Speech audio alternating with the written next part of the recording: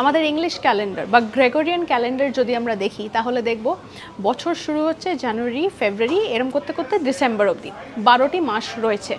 কিন্তু আপনারা কি এটা জানেন যে এই গ্রেগরিয়ান ক্যালেন্ডার আসার আগে যে ক্যালেন্ডার ফলো করা হতো সেখানে কিন্তু প্রথম 2 মাস ছিল না, মানে জানুয়ারি আর ফেব্রুয়ারি কিন্তু ছিল না, মাত্র 10টি মাস ছিল।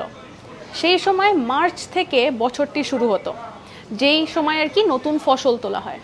মার্চ থেকে ডিসেম্বর অবধি ছিল পুরো ক্যালেন্ডারটি, এবং পরের 2 মাস পুরোপুরি কোনো কাজ হতো না ঠান্ডার কারণে। পরবর্তীকালে সেটাকেই চেঞ্জ করা হয়, কারণ ওই 2 মাসের কোনো ক্যালেন্ডারে কোথাও রাখাই হতো না ওই অত কটা দিন। এবার যদি আমরা লুনার সাইকেল দেখি যে এক বছরে চাঁদের 12টি ফেজ হয়, যে কারণে আমাদের 12টি মাস রয়েছে।